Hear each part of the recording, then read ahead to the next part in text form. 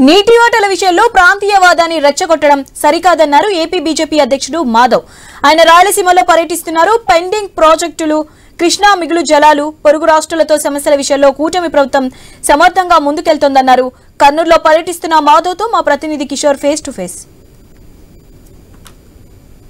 Chief గా నియామకమైనటువంటి మాధవ్ గారు కర్నూలులో పర్యటన చేస్తున్నారు. అయితే కర్నూలు జిల్లాలో పర్యటన ఏ విధంగా సాగుతుంది, రాయలసీమ ప్రాంతంలో ఏ విధంగా ఈ యొక్క పర్యటన కొనసాగబోతుంది అన్నది తెలుసుకునే ప్రయత్నం చేద్దాం. సార్, మాధవ్ గారు చెప్పండి, ఈ యొక్క రాయలసీమ జిల్లాల పర్యటన ఏ విధంగా చూస్తారు, మీరు ఏమి గమనించారు?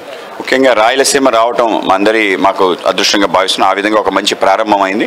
ప్రజలు కూడా పెద్ద ఎత్తున స్పందిస్తున్నారు. ఆ విధంగా అందరూ కూడా వచ్చి మాట్లాడుతున్నారు. అన్ని చోట్ల కూడా పార్టీ స్థాయి సంబంధించిన విస్తృత స్థాయి కార్యకర్తల సమావేశంతో పాటు పుర ప్రముఖులను కలిసే కార్యక్రమం కూడా దీంట్లో ఆలోచన చేశాం. ఆ విధంగానే నంద్యాలలో కానీ కడపలో కానీ విస్తృత స్థాయిలో కలవడం జరిగింది. అందరూ కూడా స్వాగతం చెప్తున్నారు.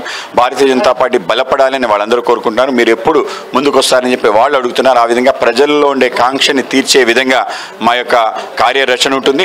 ఆంధ్రప్రదేశ్ సంబంధించిన ఒక రోడ్ మ్యాప్ మేము తయారు చేసుకుంటాం. కేంద్రం ఇచ్చిన రోడ్ మ్యాప్తో మా రాష్ట్రంలో చేసుకున్న రోడ్ మ్యాప్ రెండు కలిపి అనుసంధానంగా రాష్ట్రంలో పార్టీని మరింతగా సర్వస్పర్శి సర్వవ్యాప్తి చేసే విధంగా మేము ప్రయత్నం చేస్తాం. అన్ని వర్గాల్లో కూడా వెళ్ళే ప్రయత్నం, చిన్న చిన్న వర్గాలకు సంబంధించి వాళ్ళ సమస్యలను పరిష్కరించే దిశగా ఆలోచన చేయటం, కేంద్రం నుంచి వచ్చే నిధులు సక్రమంగా మన ప్రాంతానికి వచ్చి ఈ ప్రాంతం యొక్క అభివృద్ధికి జరిగే అన్ని పనులు కూడా మేము చేసి ఆ విధంగా ముందుకు తీసుకెళ్తాం. తెలుసు సార్, అయితే ఒక మాట చెప్పండి, మీరు అధ్యక్షుడిగా వచ్చారు. అయితే రాయలసీమ ప్రాంతానికి సంబంధించి నీటి ప్రాజెక్టుల మీద కానీ ఇంతవరకు సంవత్సరం అయింది, ఇక్కడ ఉన్నటువంటి ఎమ్మెల్యేలు కానీ ఎవరైనా కానీ మంత్రులు కానీ ఎవరు స్పందించని కారణం మీరు ఎలా చూస్తారు? రాయలసీమ సస్యశ్యామలం ఎలా అవుతుంది అనుకుంటారు?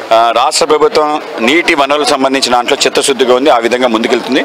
మేము కూడా దాని పట్ల కొన్ని ఆలోచనలు ఏవైతే ఈ మధ్య వచ్చాయో, పక్క రాష్ట్రానికి సంబంధించిన రాజకీయ నాయకులు ప్రాంతీయవాదాన్ని రెచ్చగొట్టే ప్రయత్నం చేస్తున్నారు. వాటిని తిప్పికొట్టే విధంగా ఒక నిర్మాణాత్మకంగా ఆలోచన చేసి అందరికీ మంచిగా జరిగే ప్రయత్నం మేము చేస్తాం. రాయలసీమ నీటి సంబంధించిన మిగులు జలాల్లో సంబంధించిన వాటా, అలాగే ఈ యొక్క కృష్ణా బేసిన్ స్థిరీకరణ ద్వారా మనకి రావాల్సిన లాభం, వీటన్నిటిని కూడా తీసుకొచ్చే ప్రయత్నం మేము చేస్తాం. ఆ విధంగా మా దగ్గర ఆలోచన ఉంది. ఆ విధంగానే మేము కర్నూలు డిక్లరేషన్ ఇచ్చాం. ఆ విధంగా మన నీటి వనరుల ప్రాజెక్ట్స్ని 100% గ్రౌండ్ చేసే ప్రయత్నం మేము చేస్తాం.